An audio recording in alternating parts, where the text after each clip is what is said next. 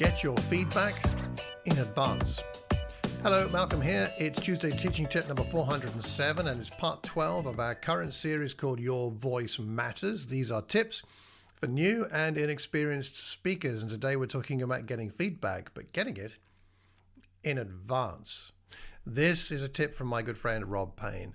We had one from him before. This is his second tip.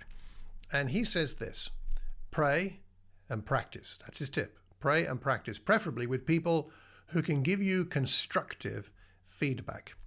Now, we've covered the prayer point earlier in one of the previous recordings. So today I'd like to discuss engaging with people who can give you constructive feedback. Specifically, I'm talking about feedback before we speak, not just afterwards, though that is also helpful. But let's talk about this feedback in advance.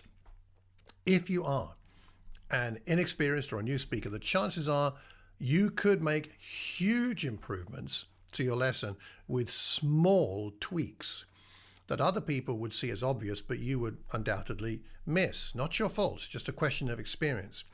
So why not make the most of other people's experience and wisdom in advance so that you don't have to put things right afterwards? There'll be plenty to learn anyway afterwards, but why not tweak it in advance where you can, so that you help yourself to be more effective in your preaching and teaching? Let me share with you about my first sermon. Oh my goodness, a long time ago.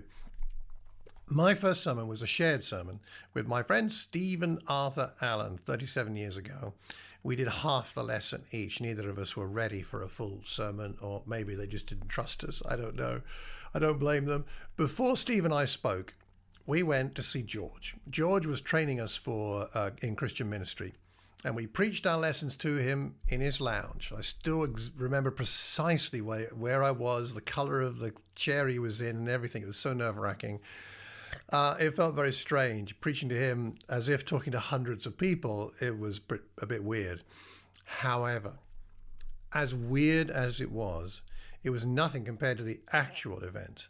When I got there, I was part inspired that Sunday morning and I was part terrified. I think mostly terrified. I remember getting lost in my notes at one point because it was all handwritten in those days, and I think I turned over the page wrong or something.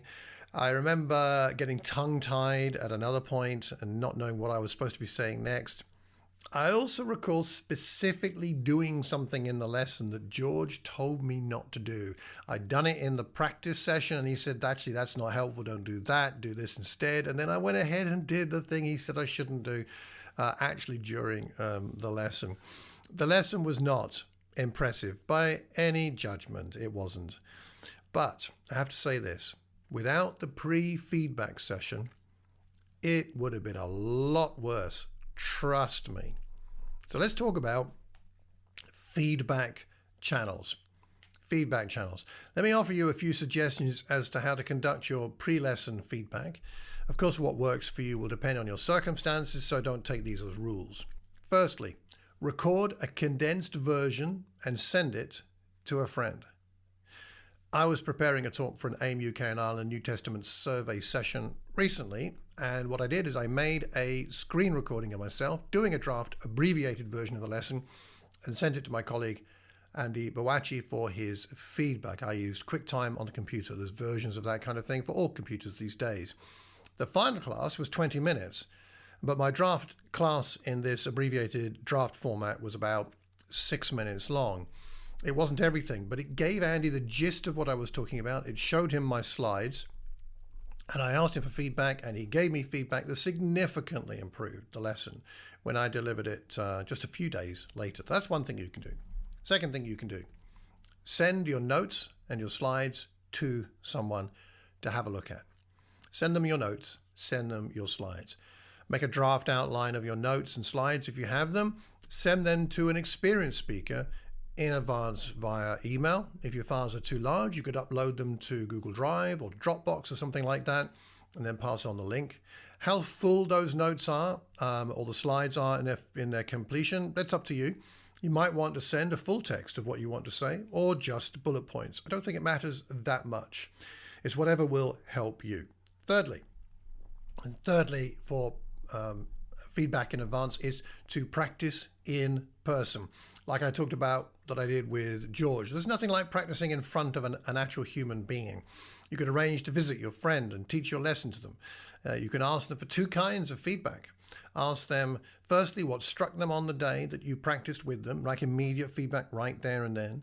First impressions can be very helpful. But secondly, also, you could ask them for feedback a day or two later after they've had time to digest what you said and how you said it. Fourthly, video yourself. Video yourself. Why not conduct a feedback session with yourself? Preach your lesson to the camera on your phone and record yourself on your phone, your laptop, or any other device, and then watch it back. Watch it back on the largest screen you have available. That helps because it's more like how people will see you. And what do you notice? Pay a special attention to the following. Parts where one point does not flow naturally from another. You make a point, you make a second point, you think, I can't see the connection. Notice where that happens. Notice, pay attention to any points that come across as vague. You finish your point, you think, and when you watch yourself and you think, actually, I don't know what I was trying to say there. Also pay attention to illustrations that do not enhance the point. Think about whether your illustrations actually make the point you're trying to make. Pay attention to any physical movements or tics that distract. Maybe you keep scratching your nose, or maybe you're doing the stuff a lot, which we all do more than we realize until we video ourselves and watch it back. And I still watch myself back and am embarrassed by how many what they call disfluencies there are. Then when you've done that, make notes and then make some adjustments as necessary. By the way, I'm recording these videos for new and inexperienced speakers, but these tips apply to people like myself who've been speaking for many decades, so you might find that useful even if you've been doing this kind of thing for a while. A couple of questions to finish off here. So, how do you feel about getting feedback in advance? Perhaps you're nervous about doing that, and that's completely understandable. I'm still nervous today. When I sent that video off to Andy Boacci, I knew he'd give me some good feedback, but I still felt nervous. He might judge me. Oh well, this is where our trust in God and our humility is tested. But I think it's helpful to do this because it's an indication that we trust that God will give us the strength we need to handle the feedback, and that he will use that feedback to ensure that his scriptures, and bear in mind, this is about him and his word, not about us, that his scriptures are presented even more powerfully to the people who need them. So do you have any thoughts on this? Please leave a comment anywhere that we can see it, because we learn best when we're learning in community. And do consider joining me for AIM UK and Ireland. We're currently doing New Testament survey. If you have any questions about the Bible, drop me an email. If you'd like a copy of my free ebook on spiritual disciplines called How God Grows His People, then sign up for my newsletter at the website malcolmcox.org. If you can think of anybody that might benefit from this, please pass the link on. And remember, at all times, to keep calm and carry on teaching. Take care, and God bless.